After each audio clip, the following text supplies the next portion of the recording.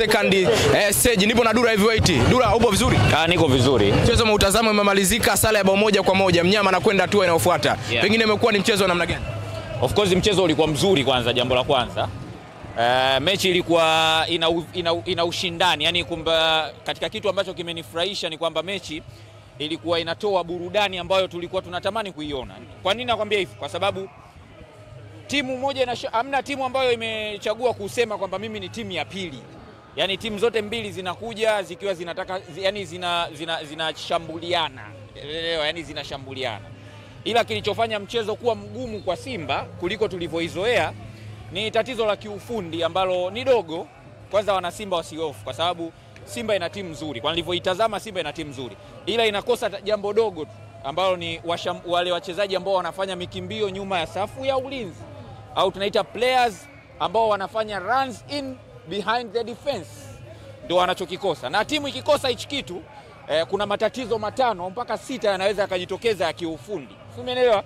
Jambo la kwanza, opposition anaweza kudefend kirahisi dhidi ya timu kama hiyo. Unajua kwa sababu gani? Kwa sababu anaweza akatumia ile safu ya ulinzi kuisogeza mbele zaidi, ikacheza karibu na safu yake ya kiungo, akiamini kwa sababu timu inakuwa ile timu wanayocheza nayo ina wachezaji wengi eneo la mbele ya safu yao ya ulinzi, basi inakuwa rahisi kuikabili kwa sababu wanakuwa na namba nzuri kwenye eneo la katikati, kwa sababu defense ipo karibu na safu ya kiungo.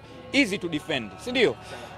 Lakini jambo la pili, inaweza ikarely zaidi kwa kuseme kuna ile midfield congestion. Midfield congestion inamaanisha wachezaji wengi wanajaa eneo la katikati mbele ya safu ya ulinzi ya timu pinzani.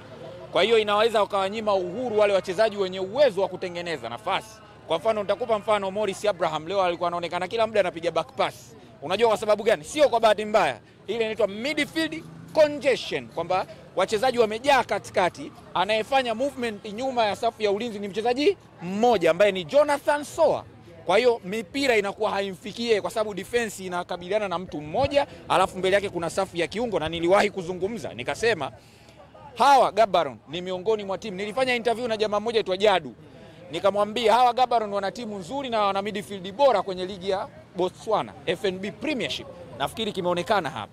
Kwa hiyo Jonathan Soa alikuwa peke yake mbele, mipira inalazimika kucheza either pasi fupi fupi zinazungukia pale kwenye eneo la mbele ya safu ya ulinzi ya Gaborone. Na mara nyingi wakijaribu kuattempt kwenda mbele inakuwa rahisi kuwa intercept kwa sababu wanatabirika mchezaji ambaye anafanya movement ni mmoja, wengi wanajikusanya mbele ya safu ya kiungo. Lakini kuna kitu kinaitwa isolation of a striker. Wanamuisolate mshambuliaji. Mshambuliaji anajikuta yuko peke yake dhidi ya safu ya ulinzi ya timu pinzani. Kwa hiyo anakuwa hawezi kuwa na yale makali. Umeelewa? Hawezi kuwa na yale makali, hawezi kuwa na ile nguvu ya kuweza kukabiliana na ile safu kubwa ya ushambuliaji. Na ndio maana unaweza ukaona leo Jonathan Soa mpaka anatoka alifanya attempt moja tu. Na baada ya pale niliamini Morocco atakuwa kaligundua hili tatizo. Ili aweze kufanya substitute ya kumtoa mchezaji ambaye anacheza kwenye eneo la kiungo, aongeze mshambuliaji, kuwe na angalau washambuliaji wawili wanaofanya movement nyuma ya safu ya ulinzi, waweze kuipin safu ya ulinzi ikae nyuma zaidi, ili kupatikane space kwenye eneo la kiungo, ili hawa viungo wabunifu waweze kutengeneza nafasi. Lakini jambo la tatu, mafullback walikuwa hawatoi option kwa mipira kuweza kuenda pembeni pindi ambapo safu ya kiungo imebanwa. Unakuta Mligo uko chini, Kapombe mwenyewe haeleweki yuko wapi. Kwa hiyo ilikuwa inawanyima wale viungo washambuliaji kupata alternative ya kuweza kuifungua safu ya ulinzi ya Gaborone United. Lakini jambo jingine, unavyokuwa na hii tatizo, timu pinzani inapata advantage moja, inalazimika kukupress, wakiamini kwamba hata kama watapress wewe hautakuwa na nguvu ya kuweza kuwashambulia kwa sababu tayari defense ina muda mzuri wa kuweza kukuzuia. Umeelewa?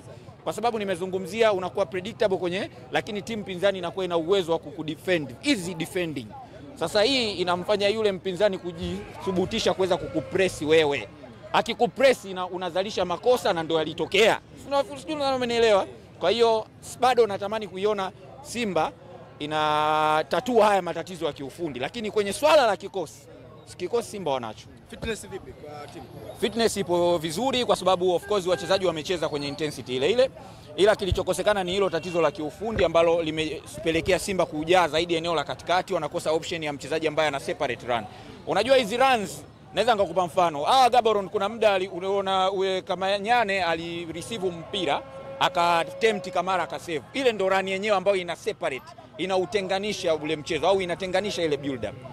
Lakini kuna uwe Maponda jezi namba 7 ameisumbua sana safu ya ulinzi ya Simba. Naye kuna muda alifanya hiyo run, yani ndo zile runs zile kwamba unafanya mikimbio nyuma ya safu ya ulinzi. Unapofanya mikimbio nyuma ya safu ya ulinzi, kwanza unailazimisha ile safu ya ulinzi ya timu pinzani kucheza karibu na eneo lao. Umeelewa? Sasa unapokuwa unaiacha free, manake wanakosa option. Simba kawaida yao CAF Champions League ni kufika robo finali, ndipo wamezoea. Tunaweza kuiona Simba ikifika mbali zaidi msimu. Kwanza swali zuri Singano, lakini nikwambie tu hii ni sema kama alert. Sawa, alert wamepewa. Simba wamepewa alert ya kujua nini ambacho kiufundi kinawasumbua. Kwa hiyo kama wataamua kukitatua, na iona itafanya vizuri kwenye michuano, kwa sababu nimekwambia wana kikosi kizuri. Ila kama hawatoichukua na alert zenyewe ziko hizi, Simba watafuta kocha. Kocha huyo hapa, Demeter Pantev. Of course mimi kwa upande wangu naona of course ana mbinu, yuko vizuri kimbinu, na nilimzungumzia. Unaona Gaborone kabisa, unaona kabisa hii inafundishwa kwa maelekezo ya mwalimu. Umeelewa? Muda gani viungo wawe juu na press, jinsi ambavyo Simba wana weakness. Nimekwambia weakness yao ilikuwa ni hakuna wachezaji ambao wanafanya mikimbio nyuma safu ya ulinzi. Sasa ile weakness unaitumia, wakawa congested kwenye eneo la kiungo. Unaona wakina Karabo Firi, wakina Ditsele pale kati walivyokuwa wako aggressive, alafu wakawa wanalazimisha kufanya kwa press Simba na kulazimisha makosa, kitu ambacho kocha yoyote mwenye mbinu atakifanya.